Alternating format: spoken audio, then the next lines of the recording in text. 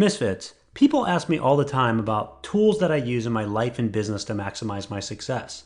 I usually start by telling them one of my most powerful tools is my morning habits. And of course, they look at me somewhat confused. I then explain how important it is for me to center myself and how I begin my day and plan for my success. It's critical to consistent high performance. And it doesn't take me long, about 5 or 10 minutes, because I use a great resource called the 5-Minute Journal. The 5-Minute Journal is the simplest, most effective way I've ever found to start your day in the right mindset, doing the right things, and set yourself up for success. And it is exactly what it says, a 5-minute exercise you can do each day. Let me ask you, if you could reach your next level in your life and business by spending just 5 minutes of focused time a day, would you do it? I bet you would. And I know it works because I've experienced the power of it. And you can get your 5-minute journal simply by going to www.misfitentrepreneur.com/journal. That's misfitentrepreneur.com/journal. Do what I do. Use this amazing resource to give yourself an edge in your performance and your success. Get your 5-minute journal today.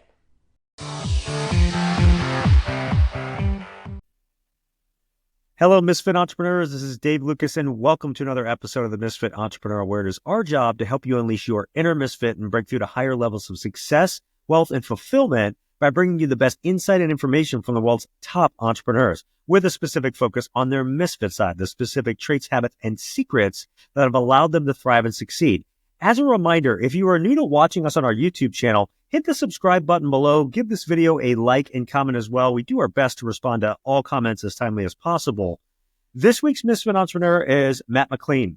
Matt is the founder of Uncle Matt's Organic, which he founded in 1999 with 3 acres on his dad's backyard. Uncle Matt's is now the largest organic orange juice brand and the #1 selling orange juice and grapefruit juice in the United States, with a full line of organic beverages sold nationwide in over 20,000 stores. And I'll tell you, I was just talking to Matt before we started, it's darn good because I drink it every day and I love it. So starting a brand from the ground up and growing it to be the largest in its space is no easy feat. And looking at Matt's story, looking at what they've done there, I just had to have him come on and share the story of how he did it and the lessons he's learned along the way. So, Matt, are you ready to unleash your inner misfit? Yeah, absolutely, Dave. Thank you so much for that intro and having me on the show today. Well, shameless plug. I love this. I love this stuff. I drink it every day. It's my, for those of us that try to eat healthier, and a lot of people know that, I'm a pretty competitive Ironman triathlete. And so food is just as important as exercise. And so try to eat organic and as close to the ground as I can get. So, and your stuff is the best I found. So great job and kudos to you guys. But yeah, tell us the story. I mean, this started in 1999 with 3 acres, and all of a sudden now you're just this massive brand. I don't know what your revenues now are, probably hundreds of millions or whatever, but it's a pretty impressive, feat that you've accomplished. Yeah. So first off, thank you very much for that shameless plug in the business. We really appreciate that. It's funny how over 25 years, I bump into people on planes when I'm wearing the logo and stuff like that. And I'll be sitting next to someone who says, wow, I grew up on it. Like it was around, our table growing up. And I'm thinking, wait, how long have I been doing this? Like you grew up on that. So that means you've been drinking this stuff for like 10, 15 years. Wow. So the impact is real when you bump into somebody like that and they tell you that. So it's exciting that we have survived for 25 years. This may be the perfect podcast for me, Misfit Entrepreneur, because, we have a lot of things that we've learned. I can tell you a whole other podcast on what you should not do, really the misfit part of it, right? But that's the fun of it. And so June of 1999 is when I launched Uncle Matt's. I started with just one pulp-free, one SKU, pulp-free orange juice. I got there 4 generations of Florida citrus grower. My great-grandfather came down, passed on the love for citrus to my grandfather, who passed it on to myself, or to my dad, and then on to myself. I went to school to get out of the citrus industry. I actually was tired of working in the groves in the hot summer and thought, hey, there's got to be a better way. And I really liked the business aspect. I went to the University of Florida, got a degree in business administration with a minor in economics. And when I graduated college, I got an opportunity to work back in the industry with my father, one of his consulting clients. My father was a grower, but then in the 80s, the devastating freezes of 83, 85, and 89 killed everything to the ground. So the 600 acres that my dad and granddad had amassed, it wiped them out.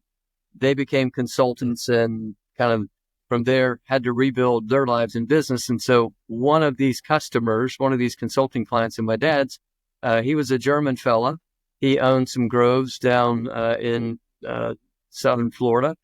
And he said, hey, my passion is to try and figure out how to get my fruit, or even better, Florida juice, to friends of mine in Germany that were bottlers. And I said, hey, that sounds kind of interesting. I had some other job opportunities out of college in sales, but to be able to start my own business and do import-export and travel to Europe, more importantly, as a young guy, sounded very intriguing. And so my entrepreneurial journey started right there. I started a company, a wonderful name, Trade America. The next time you want to trade America. I was right up there, I think, with a Seinfeld episode with something funny to begin with. But it really was my passion that I grew up with, was the citrus industry.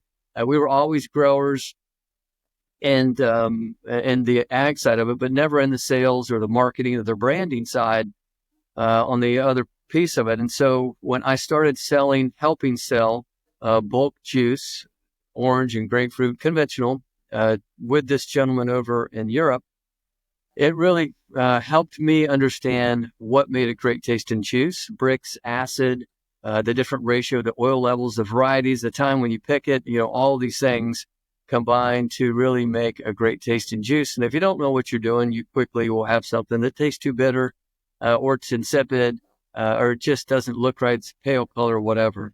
But serendipitously, I had one of those German customers after I'd been in probably 4 or 5 years of business. We started a very successful import-export company, and I was going around to the 30-plus processing plants in Florida. One of the German customers asked for organic. He said, hey, I want to find some organic grapefruit juice. Organic is trending over here. They called it biologic. And so I had no idea what organic was. I came back to the U.S. I had that entrepreneurial aha moment when you discover something that you think is an opportunity. I looked at the shelves and there was no organic Tropicana or Simply or anything like that, and felt, hey, this was a real opportunity. And I'll pause for a minute there. It's a long intro, but it was really kind of how it began with Uncle Matt's and my curiosity into organic. No, it sets the stage perfectly. But to go from, okay, we got an idea for organic, right? You got the background, you got the pedigree, right? And you did the work to kind of set yourself up, but still to go from just producing local organic orange juice that you can sell locally and stuff to 20,000 plus stores is a whole host of ball games to get here, if you will. So talk to us about the phases the business went through and, kind of on its growth path, and the key things that you kind of learned with each one, because I think there's a lot of similarities in all businesses at different levels, right? Every stage, I always say 0 to 1 million is its own set of challenges and things. 1 to 5, 5 to 10, 10 to 50, and so on. Yep. But a lot of those things are similar in the business building game. So tell us what you learned. When I came back from that meeting in Germany, I first tried to figure out is organic. Can we grow organic? I came from a family of growers. I went to my granddad and my father and asked them about organic farming practices. My grandfather chuckled and, he told me the story about, hey, I was there before pesticides were invented. Yes, of course, we farmed organic back then. We can do it. It's a better way to farm. And so that gave me the confidence that we could grow it. And then from there, I had to come up with an entire business plan of, okay, so now what do I do? If there's an opportunity to put it in a bottle, what do I call it? Who's my co-packer? How do I distribute this thing? I knew a lot about, bulk wholesale juice quality, and I could get it all the way to Europe from Florida, but actually getting it to Publix or Kroger or Walmart or those places was completely foreign to me. So I had to start with a complete, in the beginning, how do I come up with Uncle Matt's? I had a whole bunch of generic, goofy names. My sister-in-law, it actually wound up coming to her in a dream. She felt actually God told her to call it Uncle Matt's. And it was about the nieces and nephews in the next generation. And so I was like, holy cow, I can't actually go against that if that was the directive you got. I didn't think I'd be the face of the brand, but it made perfect sense to me when I thought about it that, hey, organic farming is about protecting the next generation and leaving it better than what my grandfather and the generation before left it for me. And it's about protecting, that next generation and my nieces and nephews and the uncle. And so I have 10 nieces and nephews, and it made a lot of sense. So off we went. From there, I had my name, and then I found a nice graphic designer to come up with a label and a logo and all of those things. And I'd spent way too much time in that space of trying to just perfect every single aspect with that designer. She probably should have fired, but she was so polite and kind. And of course, she was getting paid by the hour, so it worked well for her. And then you had to come up with who's going to buy it. So I had to come up with my own little sales deck. At that time, the organic baby food was what was really driving the organic market. I mean, this was 1998. I was out there pitching. We didn't have the USDA organic seal. That didn't come until 2002. So I'm out there pitching to the local health food chains. I was looking at the local retail chains like Goodings that competed with Publix and some produce distributors. And I was really building my deck. And in the pitch deck was about organic baby food because it was growing the fastest. And I said, hey, if it's going to start here with organic baby food, it's going to spread out throughout the rest of the supermarket because the mom, she's going to want to feed, if she's giving baby nothing but the best and that's organic, she's going to want to do the same in produce. She's going to want to do the same in dairy. She's going to want to do the same definitely in juice. And so that was compelling enough for those buyers in the early stages to say, hey, you know what? I think you're right, kid. Let's try it out and see if it sells. And oh, by the way, it tastes really great. Even if the organic thing doesn't work, we think, your flavor profile is fantastic. How did you do that? It's like, well, I have multiple generations and I have a whole story of, juice. Let's stop on that for a second. Because most people don't think about, they just think you squeeze the oranges and get the juice, right? So what is it that, how do you make a great orange juice? I mean, it's kind of like, how you ferment a fine wine, I guess, or something, right? How do you, what are the key things to make a great orange juice or juice period?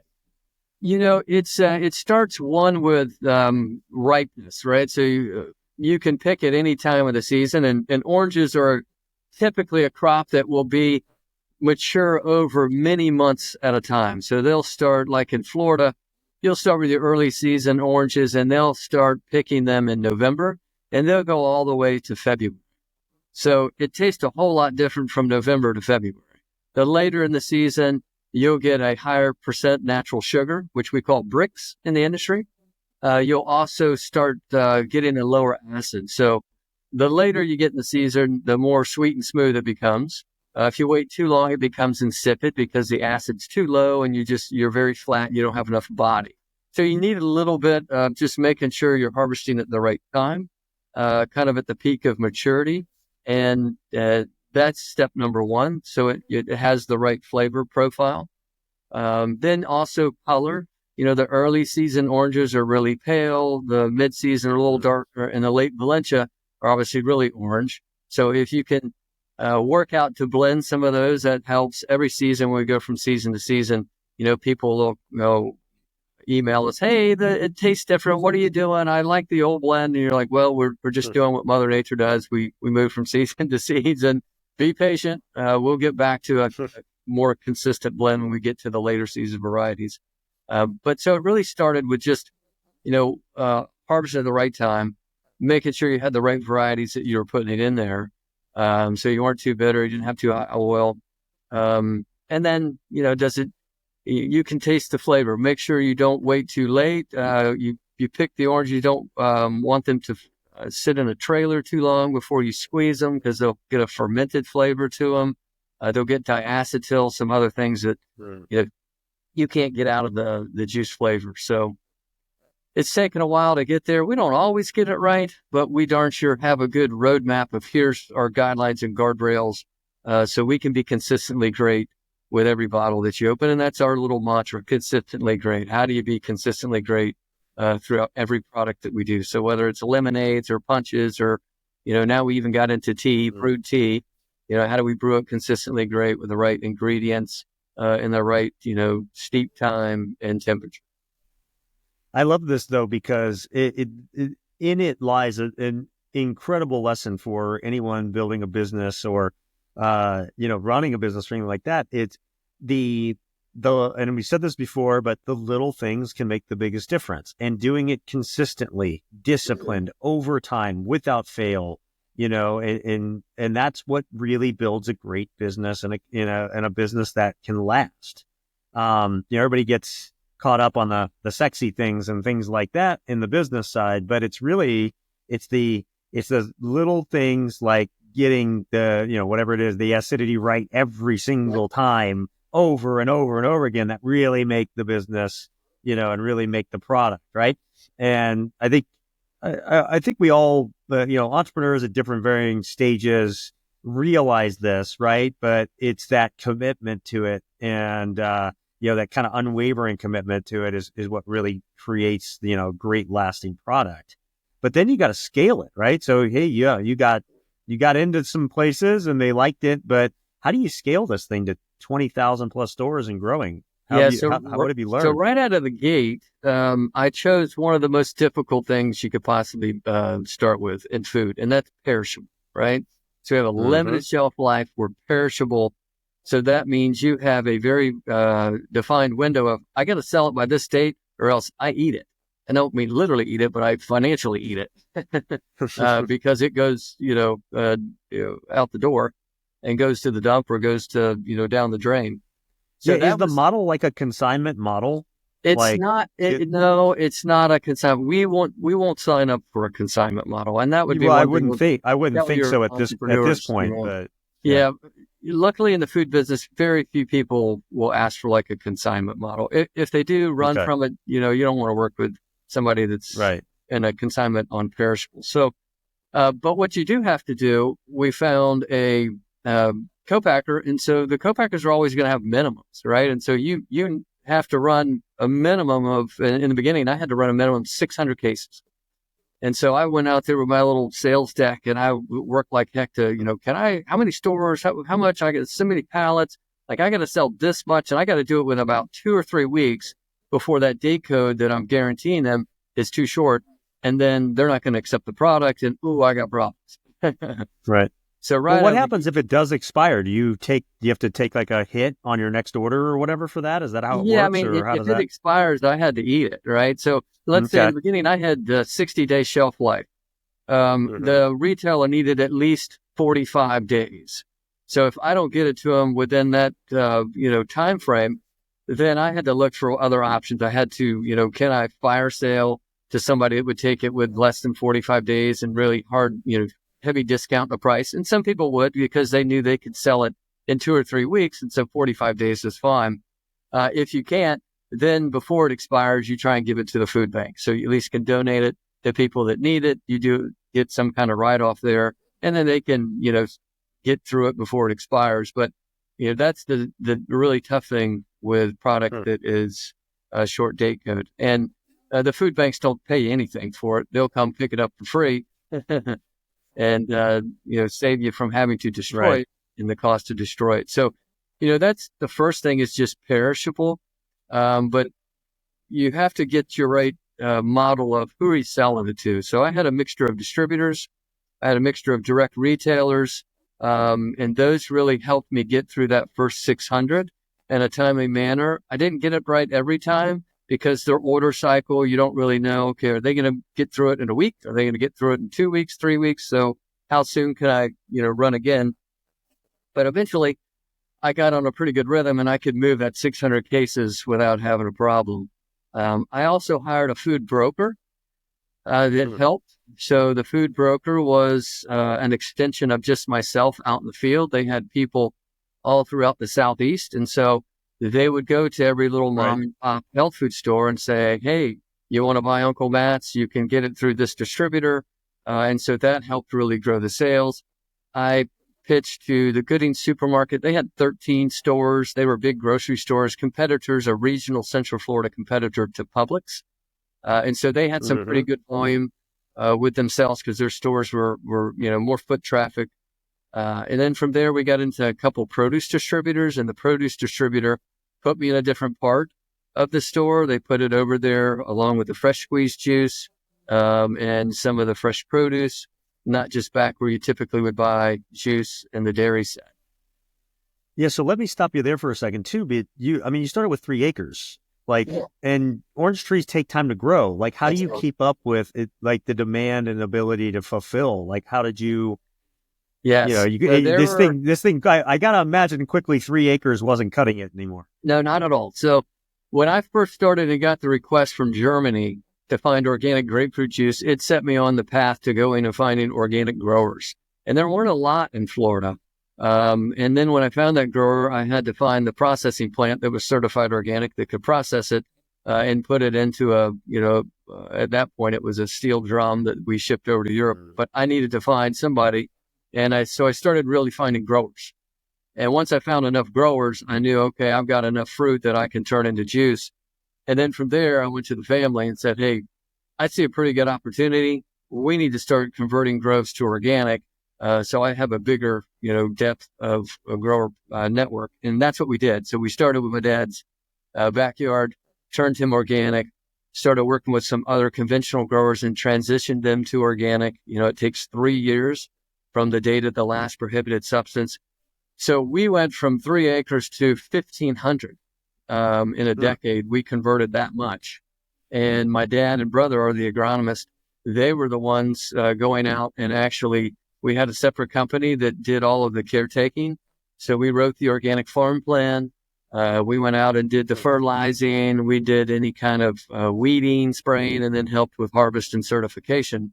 Because I have to think you got to kind of control it from beginning to end to really make sure you're hitting the mark with this, right? It was in the beginning, absolutely. And it was our competitive advantage because, we did both fresh fruit and juice. And so those two things really helped with returns for growers. It convinced conventional guys to turn organic and go with us. And then when they saw us in Publix, that was a big breakthrough for us. We got in there in 2001. And that was a really big break for us in our brand, really gave us the next set of leverage and credibility and just scale into the market. So that really, it's how we continue to scale and grow our business. We latched on in the beginning to a couple of really good growers that provided us enough high quality volume that were organic. They were forward thinking as well. And we continue to work with them as we grow our own supply base as well. And so just really develop the industry. That's a great point, because it's a segue into like developing the industry, but then creating the lasting brand and,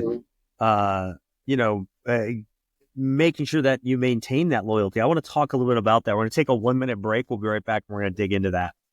Misfit Entrepreneurs, I want to tell you about an amazing resource that will have tremendous impact on your business and your revenue. I have used this solution in multiple businesses and it has made an incredible difference. Let me start by asking you something. Do you know how much it costs your business when just one salesperson doesn't step up to deliver?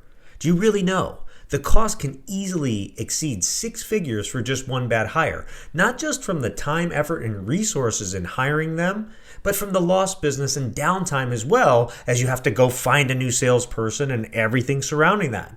And the last thing any growing business can afford is to have a failed hire, especially in sales, the revenue driver for the company. But what if there was a way to know someone checked all the boxes of a great sales hunter and closer before you ever hired them? That's the solution that I found from a company called Sales Drive.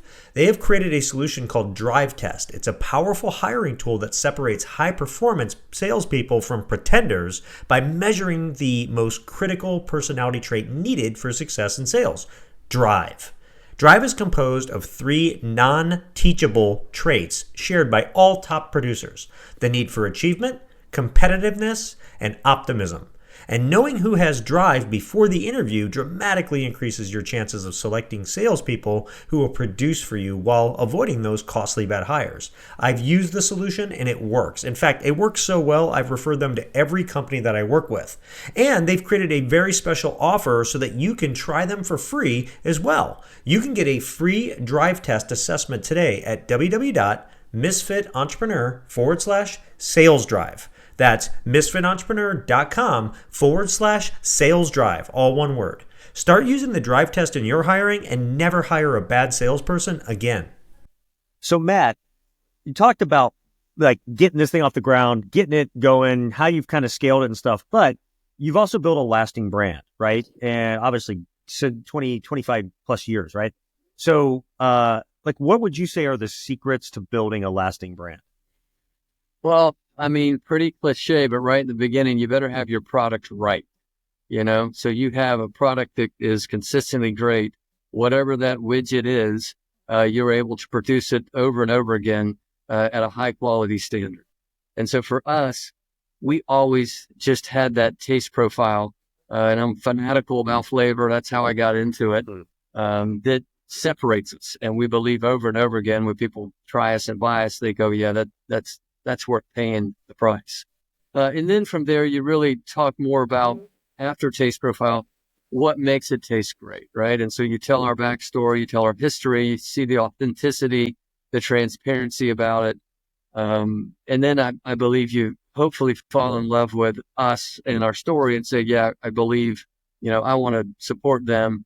I want to continue to tell friends about them and buy more products that they would launch into the market. What made you focus only on organic? Because obviously there's a lot of opportunity in the overall juice market. Why just organic? Yeah, so that's a great question. When that gentleman asked me in probably 1996 about biologic, and finding him some biologic, I didn't know anything about organic. And when I first started looking at it, I mean, people would say, "Oh, that's hippie food," why would you do that? But the more I learned about it, the more, and when I talked to my grandfather and my father about how we used to farm organically, and then, synthetic fertilizers were invented and pesticides came about, my granddad became pretty passionate in that and just said, hey, look, all of those methods, how we used to farm, were really good. And they weren't disproven. They were just displaced by this new synthetic technology. And he said, and quite honestly, I have felt that we should go back to a lot of those farming methods because you had a healthier soil, you had a more resilient tree. Right. Today's agriculture is around more single factor analysis. If you have a pest, find a pesticide. Not, well, why is the pest attracted? Is it something I'm lacking in the soil or something, that the tree is lacking that would help defend itself naturally? So, it just really made sense to me. And it's a lot of the same parallels to our pharmaceutical industry, right? Where you go to the doctor and it's more just single factor analysis. They don't holistically sit down with you unless you're going to a naturopathic doctor. Then they do sit down and take more than 7 minutes with you. And they want to know, okay, well, what are you eating? How are you sleeping? Let's look at your diet. Are you exercising? All the things that really, generate your own immune system and your own body's energy and capabilities to fend off disease. Well, the same as agriculture. It moved away from that holistic approach and it went to much more single factor stuff, which, causes a lot more, disease and disease pressure. And that's what my grandfather said. So when he gave me that spiel, I just said, yeah. And then you throw in the factor of, the skull and crossbones of the pesticides and fungicides that you see on the labels that says, hey, these, caution, these can be dangerous. And later you find that they cause cancer, some of them, if they're not used properly. And so for me, it just made sense. Like, hey, if I'm Uncle Matt and it's about the next generation and farming better and leaving it better, I don't want to do that conventionally. I want to do it organic. I want to do it the way God intended. I want to do it the closest way to Mother Nature intended. And that's the legacy that I want to have and that I want to lead. And it made my grandfather really excited. It made my dad excited. And I think that just honored, their legacy for me. And quite honestly now, just the legacy for where we want to go in America with farming and with food and with medicine, I believe. Yeah, I think that's a really good point. I always thought I ate fairly healthy, and did, but for, a number of years ago, I started to really study, like, to get an edge, right? Like, if you're competing at high levels, like, like I'm fortunate to have been able to do and stuff, like, you start to look at, like, okay, like, what am I feeding myself? Like, can that give me a little bit of an edge? Can I have better energy at this point during a race? All that type of stuff you start to really dig into. And I got into, like, interesting enough, like cellular metabolism. Yep. And it's like, if you guys haven't read it out there, yeah, you've probably read it. Good Energy is a really good book. Yeah, the means are good people. Yeah, they are. Casey Means, and like but what Good Energy does is it kind of takes a whole step back and explains it helps people understand that everything happens at a cellular level.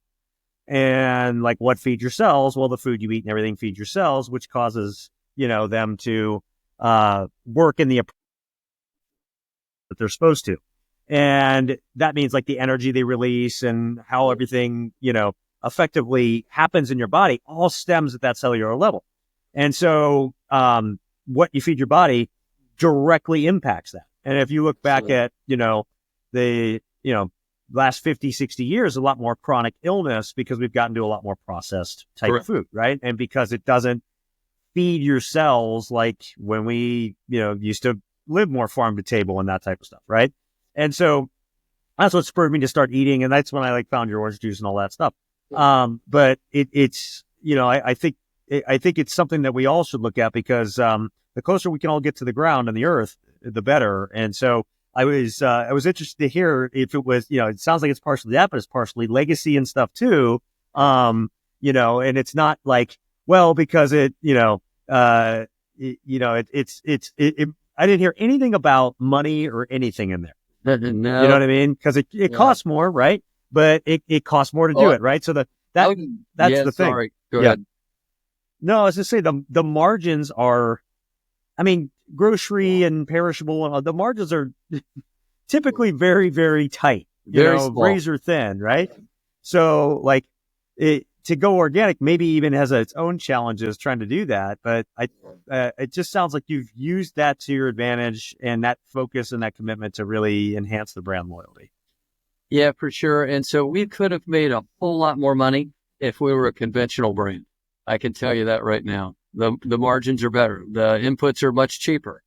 But it just was in my DNA from that fateful meeting with my grandfather that, hey, this is the route I want to go. And I really felt purpose in my life there. Like, hey, this could be, something that really makes a difference. Makes a difference in farming for the earth and for the soil. And then from a human health standpoint, I don't know what else you could have in life that could be a better. Every day I wake up and I'm still like, man, I'm going to the top of the mountain today. And when I get there, I'm going to plant this flag for, healthy eating and healthy living. Yeah. And that's going to do a lot of good for society.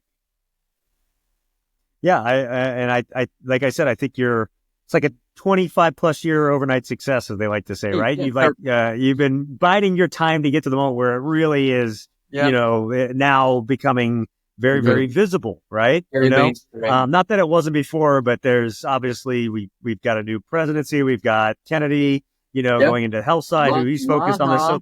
So Maha is definitely going to give this a lot more publicity, whether it has a positive effect. I hope it does. I think it will. And I'm excited about it. I'm excited that somebody's actually talking about, hey, have you turned around and looked at the ingredients? Like, think about what that is. Food is fuel. Let's feed ourselves the right stuff. And whether people want to do it or not, at least they can get educated and people talk about it. You're not going to agree with everything. Well, I think that's common. It's common sense. I think people like you hear this discussion. Anybody listening, this is important for entrepreneurs, right? You want to be at your best all the time. You want to be able to go and be able to be able to just have the energy and be able to go above and beyond your peers and have that competitive edge. Well, guess what? your energy on a daily day basis, your ability to think as best you can at the given times and everything throughout the day, that all stems from what you eat and everything, right? So yeah, it's funny when I started looking at labels, and it's like anytime I saw like a label on something, and this isn't easy, like where it's stuff I didn't understand, it sounded like chemicals. I started getting rid of it and started looking for stuff that I could understand and had the least amount of ingredients, right? Like I used to like, the whole thing, like butter is bad for you and all that stuff. I now just straight butter, right? Like, cause it doesn't have 52 ingredients in it, right? It shouldn't. It's just just butter.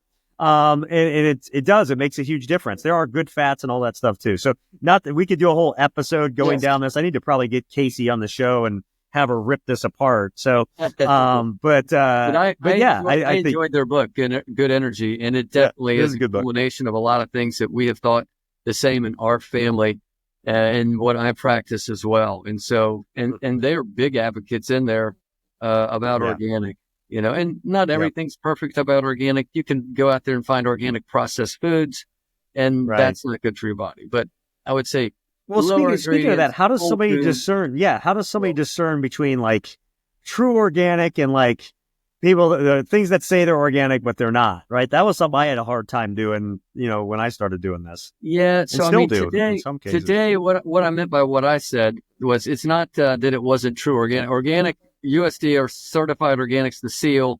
Look for that on the label. But you could, in theory, make an organic donut. Okay, you would use organic sugar. You would use organic, you could still make something that's loaded with organic sugar, and it's, not good for your metabolism or good energy at all. But it still would be certified organic. But it's still about life choices. I think it's, getting more fiber, whole fruits, whole vegetables, and choose those as organically grown. They'll have less pesticide residues on them. They'll have more nutrient density inside of them. That's what I think. Good Energy and other people are saying of why choose organic. It's better for the environment, and it's also going to be better for your body. No, it's a great point on that. All right, so shifting gears back to the business side of things. Talk about how you've built your team and culture. Is there anything that you feel is really unique to what you guys have done at Uncle Matt's that others could adopt and utilize in their cultures? Yeah, and it's been a 25-year evolution, I can tell you that. Out of the gate, if you're an entrepreneur, start reading some books on just leadership. You're going to have to be the leader whether you like it or not. It's hard to be isolated. If you're an introvert, you're going to have to make yourself somewhat of an extrovert, at least at those right key moments where you got to get up there and give them the old speech of like, hey, I know it looks like the plant or everything's on fire behind us, but by God, we're going to make it through this. And we're going to remember this day. So I love John Maxwell. He's a great, just tried and true leadership guy. His 21 irrefutable laws. We have developed, kind of 5 core principles, a little bit off of those things that we use at Uncle Matt's. I've tweaked it over my lifetime. And we do training around that. And, we set a lot of goals. We're very goal oriented here. We like to also, my old saying, everybody, in business, you hear manage what you measure. So we like to have a lot of metrics, no matter, what position you're working in, what kind of metrics, so we can measure success, right? We can set goals around it. We can check in regularly, and we can measure if we're having success or not. And I think that has really helped us over the 25 years. I didn't have that all the time, right? And so you just kind of assume, hey, this is your job description. Go do it and do it to the best of your ability. And I'll be down the hall, and I'm way too busy to really check in all the time. So I just hope you do it well and do it right. But if you get a bunch of metrics for that same position and say, hey, at the beginning of the year, let's set some goals around it, and then we'll have, monthly, quarterly type check-ins, then we can gauge success of if you're really doing your job well. And ultimately, if you do your job well, then we're going to be serving the company well, and then that's going to be serving the customer well, because we're all here for the customer. So we really kind of try and make it goal-oriented all the way through, and with the goal of being consistently great all the way through. So even if you're out front answering the phone and helping, greet people that come in, you need to be really good, right? A nice, cheerful voice. You need to always have a positive attitude. That sets the tone when customers come in or vendors come in to see us. Just kind of all the way through our organization. And you can imagine in manufacturing, there's definitely a lot of metrics in manufacturing, efficiency, yields, throughput, all those kind of things that are naturals. But that kind of is the culture for us. I'm a servant leader. I have an open door policy. If the guy on the forklift wants to come talk, he can, to the CFO, to the whoever. There's no, layers that you can't ever reach to the top. We're all one group. We're all in the same boat. We're all rowing together. And I need to be accessible, just like any manager should be accessible, because what I want is for you to be able to have an idea that you say, hey, you know what? I think I have a way to serve the customer better. And so we need to have real easy access for that idea to be implemented if it's valid. No, I love it. It keeps things like lean too, because you're close to the ground. You still get, everything starts from the customer on up. So you want to be as close to it as possible. You mentioned the 21-year Irrefutable Laws of Leadership. And I pointed like right there on my shelf. It's a great book. Is there any other book or books that you feel are like every entrepreneur should read? Yeah, I mean, there's a decent amount of ones. I like anything Maxwell. He's got a whole bunch of different ones in there that you can dive in as deep as you want. Good to Great obviously is brought up from a branding standpoint. That's a real good one, so you can kind of stay focused there. I'm a spiritual guy. God is my CEO really touched me as well. That was a pretty good one for me. I love Dave Ramsey. He's got an awesome one around leadership. That was a really good one for me. Also, it spoke to me regularly. So those are some ones I would recommend. Those are great. No, those are great. Thanks for sharing those. You also talked about KPIs, metrics, and everything for the business. So this is probably a tough question. But this is something I've been in our businesses working on, like for each one. What's the one metric above all others that matters the most to track? Like in my software business, it's customer lifetime value. I've said a lot. CLV. What's the, because if you know what a customer is worth, right, at the onset, then it's like, wow, this isn't just selling a monthly subscription for X. This is $60,000 that you're getting or whatever, right?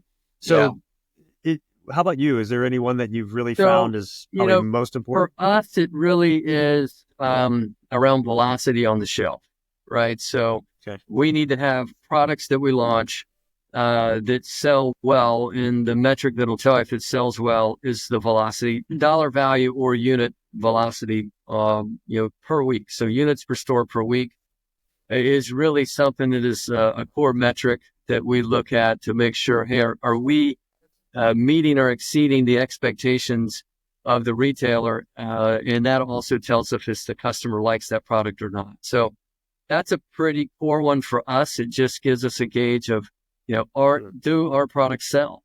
And if they do, that gives us a better story to sell more in other locations and other retailers. So that's probably one of the key. Now, if you go to manufacturing, it's efficiency and yield. If you go to finance, it's something different there. It's cash flow. I mean, each one's kind of, but if you look at the company, since we're a CPG and we sell in retail, and that's our biggest market, it's probably velocity on the shelf. Nice. Yeah. I was just curious as you said that. Last question for you before I get to Misfit 3, and really is there a topic or a question that I should have asked you about, or we should have discussed something about that maybe we didn't cover that you feel is important? I don't know. Gosh, there's so many topics from a standpoint from agriculture and beliefs in organic farming and what that can go into in a whole different conversation to citrus greening disease. Our industry is really battling that in Florida. We are the ground zero for citrus greening disease, which is devastating our industry. I told you we had 15. What is that? So just so that somebody's it's a watching bacterial disease. It doesn't affect humans. It affects the tree. So it's spread by a little Asian citrus psyllid. It's kind of like a mosquito spreads malaria. It bites the leaf. It goes in to try and feed for food. And From there, it infects the tree. It goes into the main phloem, the main artery of the tree for water and nutrients, the phloem and xylem, and then it starves the tree and blocks it. So the fruit doesn't mature, hence it stays green, falls off, the tree dies, etc. So our climate is and not very using conducive. pesticides and stuff like that. That's got to be a battle. So it's a battle. It's a battle for everybody, conventional, inorganic. There is no cure out there. We have in Florida gone from, for our organic, we have gone from 1,500 acres down to less than 80, and that is left for research. So our model has completely had to pivot over the last 25 years. So now we work with Texas and Mexico and Peru, Brazil. We're looking, globally around organic growers that are in places that are not conducive to greening. It likes a more subtropical climate. It doesn't like hot, humid, arid areas. And so until we find a cure, we have to be very nimble finding high quality stuff. But that's a real big one for us. It is a massive problem. Up until 2015, Uncle Matt's, we grew it and controlled it all ourselves. And that model has dramatically changed. And so we continue to pray for wisdom and try and find a cure to citrus greening before the Florida industry is, wiped out to the point where it's, just a cottage industry here. So that's a big topic. If we said we avoided one, that's probably the biggest on our agenda. Well, I'll tell you, it's just a great example.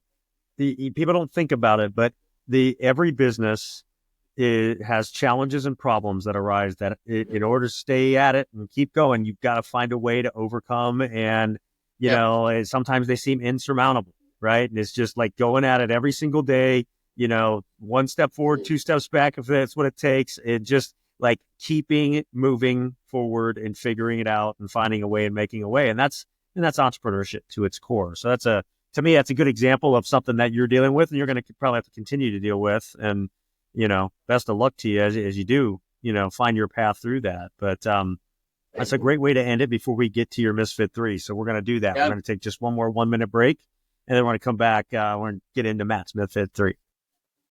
Before we get into today's Misfit 3, I want to take a minute to talk to you about a free resource available to you from the Misfit Entrepreneur, the Misfit Minute. The Misfit Minute is the free weekly resource packed with useful tips, tricks, and information from the world of Misfit entrepreneurs. It not only includes further resources on the week's Misfit Entrepreneur guest, but additional links, articles, and resources to help you be more successful. It's delivered every Friday to your inbox. To sign up, all you have to do is go to the homepage at www.misfitentrepreneur.com and you will see the Misfit Minute sign-up page. Don't miss out on this great resource and all it has to help you. Sign up today and look for it this Friday.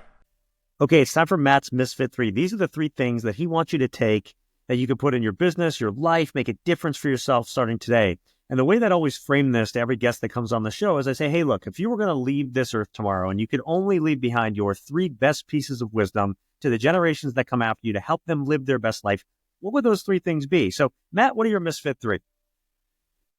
Yeah, so I think pretty simple for me. I would say, make sure you're taking care of your own health, right? So, are you eating right? Making sure you're getting time to relax, those kind of things. I would also tell you organic. Organic is the way. So that would be Misfit number 2. You're eating right, you're exercising, but then your diet, right? So really, what are you putting in your body? Fuel feeds you, and so you should feed yourself the best fuel. I would recommend, high fiber, organic, so it's clean food that goes into your body. So you're definitely exercising regularly, doing something for relieving yourself of stress and anxiety, then eating right, an organic, clean food diet. And then the last thing would be really just find your purpose in life, something that you feel can drive you every day. From work standpoint, if you're lucky enough like me, find the purpose in your life and make it a business that can be profitable. You can't beat that. You'll never come to work and just feel like it's a job. It'll be something that you come to work and it invigorates you. It drives you to be better. It drives you to have a lifelong legacy that you leave other people. So, find your purpose. And maybe it's not in business, but your purpose could be in the community, right? So it's a not-for-profit that you found, or it's a not-for-profit that you go out and you really pour yourself into. Maybe it's your, food bank, your local garden, or your local church, something like that, that there's a real purpose for you. So you have your own lasting legacy. It doesn't have to necessarily be work.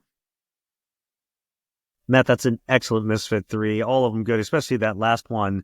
If people do want to learn more about you and Matt's Organic, where should they go? Yeah, the easiest is UncleMatts.com. We're also, you can find us on YouTube. You can find us on Instagram, Facebook, TikTok. Those are all the places. And if you're looking for one of our products to buy, on our UncleMatts.com website, there's a products locator. So click on that, put in your zip code, and it'll tell you every product you can find in a store near you.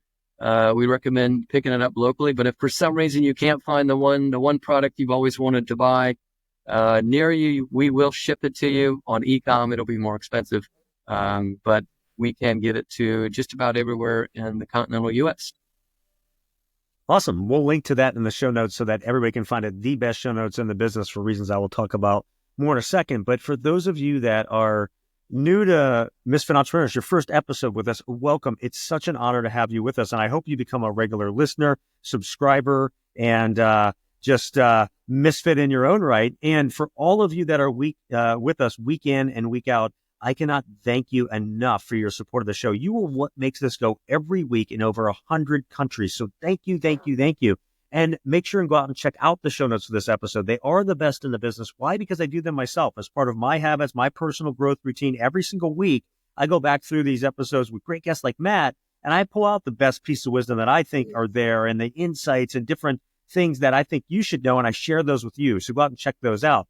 And then go out and give this episode a rating and review. Like and comment on it. Help share Matt's message, because I say this in every episode. We all know one great episode can change someone's life. Maybe something that Matt shared today was that missing link you were looking for to get to your next level, or something to make a difference in your life. So share this with others. And again, Matt, thank you so much for coming on, sharing all your wisdom and insight today. Hey, you're welcome, Dave. Pleasure. And hope to be on again. Take care.